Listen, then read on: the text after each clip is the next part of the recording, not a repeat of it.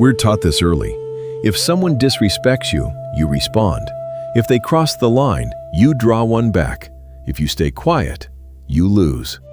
That belief runs deep.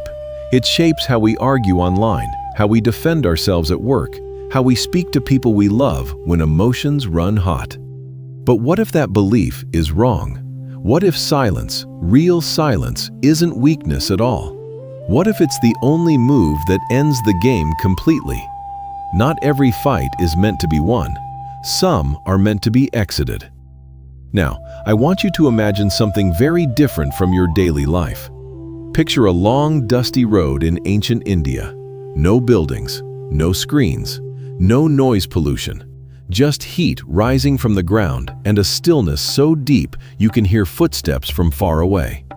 A crowd begins to gather, not because there's entertainment, but because tension has weight. You can feel it before anything happens. A man steps forward. According to the tradition, he's a Brahmin, educated, respected, proud, and angry, very angry. You can hear his breath before his words. Then the words come. They're not polite disagreement. They're not curiosity. They're insults, deliberate, personal, meant to humiliate. In that time and place, words weren't harmless. Honor was everything. Public shame could ruin families, destroy reputations, even trigger violence. So everyone knows the rules. If you're insulted publicly, you respond publicly. If you don't, you're finished. And standing right there, facing this storm of words, is the Buddha. This is the moment your nervous system recognizes instantly. Your chest tightens, your jaw locks. Your mind starts writing the comeback before the other person even finishes speaking. Speak and win the argument, or stay silent and lose face. This isn't about ego. This is about survival. And here's where most stories about strength go in one direction. The hero fires back. The crowd gasps. The opponent is crushed with logic or wit. But that's not what happens here. The Buddha doesn't interrupt. He doesn't raise his voice. He doesn't correct a single accusation. He listens, fully, calmly, like someone standing on solid ground, watching a storm pass without stepping into the rain.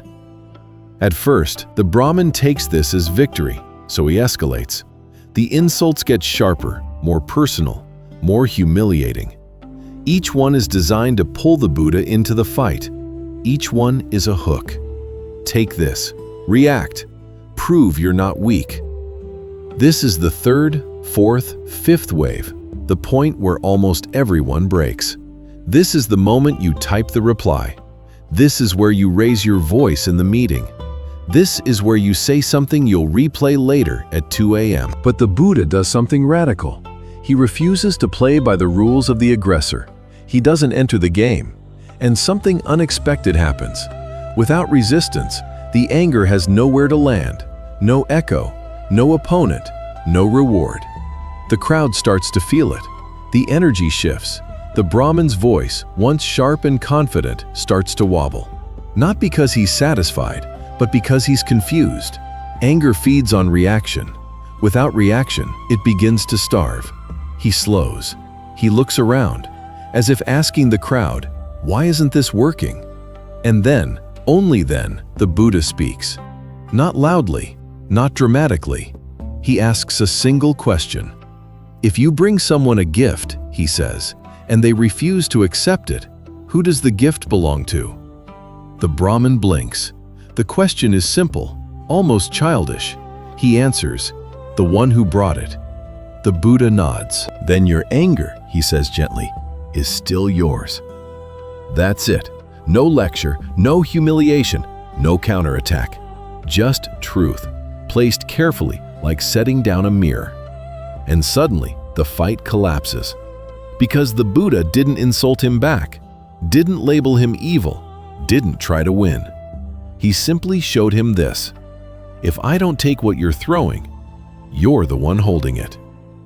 The Brahmin's shoulders drop, his face softens.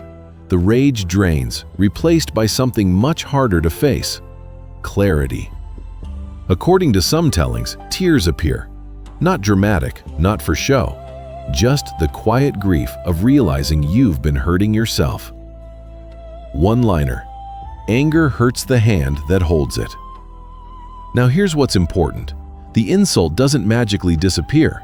The past isn't erased. The words were still spoken. But something crucial changes. No new harm is created. No new karma is fed. No extra wounds are added to the world. Silence didn't protect the Buddha's ego. It protected everyone's future. And this is where the story becomes about you. Because you don't live on a dusty road in ancient India. You live in a world where disrespect can hit you before breakfast. A comment, an email, a sarcastic remark in a meeting, a partner's tone when they're stressed. Your nervous system reacts the same way. So let's make this practical. First, social media. When you're insulted online, the first 10 seconds matter most. That urge to reply immediately? That's your body, not your wisdom. Don't respond. Take one breath in, one breath out. Ask yourself, do I want peace or points? Because platforms reward reaction, but your nervous system pays the price. Second, workplace conflict. When someone pushes your buttons, lower your voice. Not to submit, but to reclaim control. The moment you slow down, you step out of reactivity. And when you're no longer reactive, you're no longer predictable. Third, relationships. Winning the argument often means losing the connection. A clever comeback can feel powerful for 5 seconds and then cost you 5 days of emotional repair. Silence, used wisely, isn't avoidance, it's protection. One-liner: silence isn't passive, it's strategic compassion. Now let's be clear. The Buddha wasn't teaching fear. He wasn't saying, never speak. He was teaching freedom. You speak when it's true, when it's helpful, when it's the right time. But you don't have to accept every gift someone tries to hand you, especially the toxic ones. Because here's the deeper truth. Every time you react blindly, you give someone else control over your inner world.